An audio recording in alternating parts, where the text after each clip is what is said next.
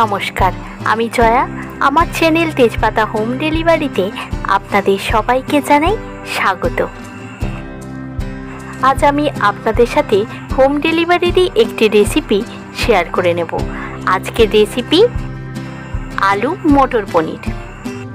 আজকের এই রেসিপিটি একদমই সম্পূর্ণ নিরামিষ হতে চলেছে। যে কোনো পুজো অকেশনে কিংবা নিরামিষের দিনে এইভাবে মটর পনির বানিয়ে আপনারা বাড়িতে অনায়াসেই খেতে পারবেন। প্রথমে রেসিপির উপকরণগুলি দেখে নেব। এই রেসিপিটি বানাতে লাগছে পনির, আলু, মটর, আদা বাটা, আমুল দুধ গোলা, টক দই, নারকেল কোড়া, কাজু কিশমিশ, কাঁচা লঙ্কা। রেসিপির জন্য রিফাইন তেল ব্যবহার করছি।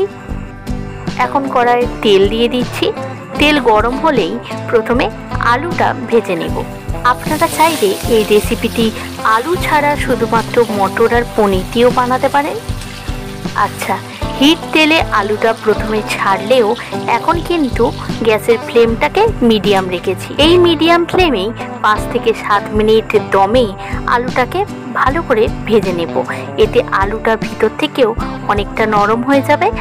তারপর গ্যাসের ফ্লেমটাকে বাড়িয়ে দিয়ে আলুগুলো ছেঁকে তুলে নেব। এইভাবে আলু ভাজা হয়ে গেলে এরপর একই তেলের মধ্যে পনিরটাকেও ভেজে নেব। তবে পনির বেশি ভাজলে রবারি হয়ে যায়, তাই খুব বেশি না ভেজে হালকা করে পনিরটা ভেজে নেব। এছাড়া পনিরটা যাতে সফট থাকে আর পনিরের ভিতরে যাতে নুন ঝালটা ঢুকতে পারে, তার জন্য এখন একটি বোলের মধ্যে লবণ আর লঙ্কার গুঁড়ো দিয়ে পরিমাণ মতো জল দিয়ে দেব।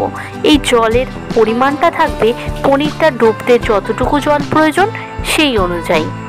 লবণটাকে জলের মধ্যে ভালো করে গুলে নিতে হবে। এরপর পনিরগুলো ভাজার সাথে সাথেই ভেজে নেওয়া পনিরগুলো এই জলের মধ্যেই দিয়ে দেব। আপনারা দেখে নিশ্চয়ই বুঝতে পারছেন পনিরটা আমি কতটা হালকা করে ভেজে নিয়েছি। এখন এই পনিরটা তেল থেকে তুলে নিয়ে ডাইরেক্ট ওই জলের মধ্যে দিয়ে দেব। পনিরটা যেহেতু গরম রয়েছে, তাই জলে দেওয়ার সাথে সাথেই পনির জল অ্যাবজর্ব করতে শুরু করবে। আর জলের মধ্যে যেহেতু আগে থেকেই নুন আর ঝাল গুলে রাখা আছে, তাই নুন ঝালটাও পনিরের মধ্যে এই সময় চলে আসবে। একইভাবে বাকি পনিরগুলোকেও এখন ভেজে নিয়ে জলের মধ্যে ডুবিয়ে দেব। আচ্ছা, এইভাবে জলের মধ্যে পনিরটা কিন্তু বেশিক্ষণ রাখার একদমই দরকার নেই। এই জলের মধ্যে পনিরটা জাস্ট 10 মিনিটের মতো রেখে তারপরে একটি চুপড়ির মধ্যে পনিরগুলোকে ছেঁকে নেব। পনির ভেজে নেওয়ার পর সেই তেলটাই একটু ফ্রেশ করে পরিমাণ মতো কড়াইয়ে ঢেলে নিলাম। এরপর তেলের মধ্যে ফোড়নটা দিয়ে নেব। শুকনো লঙ্কা, তেজপাতা, দারুচিনি, গোটা জিরে, ছোট এলাচ আর হিং। ফোড়নটা গরম হয়ে এলেই নারকেল বাটা দিয়ে দেব। এই নারকেল বাটাটা এখন হালকা ব্রাউন করে ভেজে নেব। আপনারা যদি নারকেল বাটা দেওয়ার সাথে সাথেই পরের উপকরণগুলি দিয়ে ফেলেন, তাহলে কিন্তু নারকেলের এই ফ্লেভারটা রান্নায় আসবে না। তাই হালকা ব্রাউন করে ভেজে নিয়ে তারপরেই পরের উপকরণগুলি দিয়ে নিতে হবে। এরপর কাঁচা লঙ্কা, কাজু কিশমিশ একসাথে বেটে নিয়ে সেটা এখন দিয়ে দিলাম। এটাকেও জাস্ট এখন 2 মিনিট ভেজে নেব। এরপর আদা বাটা দিয়ে দেব।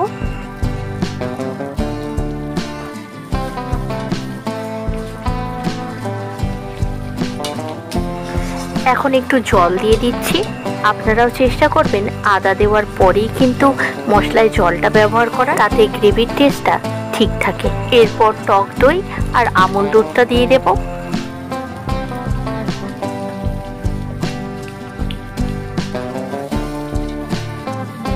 সবকিছু এখন খুব ভালো করে মিশিয়ে নেব।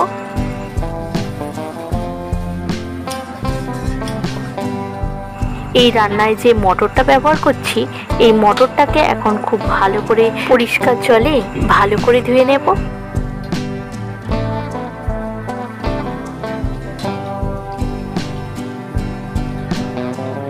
এরপর গ্রেভিটা ঠিক এইভাবে টকবক করে ফুটে উঠলে তখন পরিমাণ মতো জল দিয়ে দেব।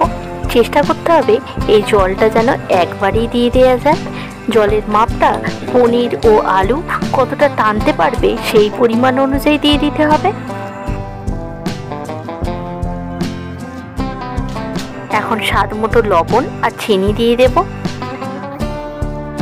জল দেওয়ার পর এই জলটা যতক্ষণ না খুব ভালো করে ফুটে উঠছে ততক্ষণ এর মধ্যে কোনো উপকরণই দেব না।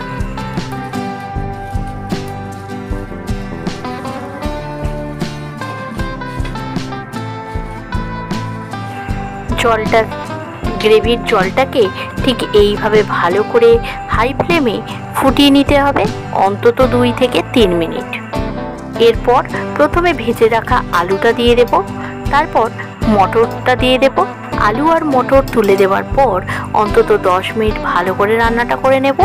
আলুটা ভালো করে সিদ্ধ হয়ে এলে তারপরেই পনিরটা দিয়ে নেব, কারণ পনির দেওয়ার পর আর বেশিক্ষণ ফোটাবো না, কারণ পনির গ্রেভির মধ্যে বেশিক্ষণ ফোটালে নাড়াচাড়া পেয়ে পনিরের পিসগুলো ভেঙে নষ্ট হয়ে যেতে পারে। এখন আলুটা পুরোপুরি সিদ্ধ হয়ে গেছে, তাই পনিরটা দিয়ে দিচ্ছি। পনির দেওয়ার পর 5 মিনিট আর রান্না করে নেব, তারপরেই রেডি হয়ে যাবে আজকের রেসিপি আলু মটর পনির। এখন ওভেন বন্ধ করে দিয়ে গরম মশলা আর ঘি দিয়ে দেব।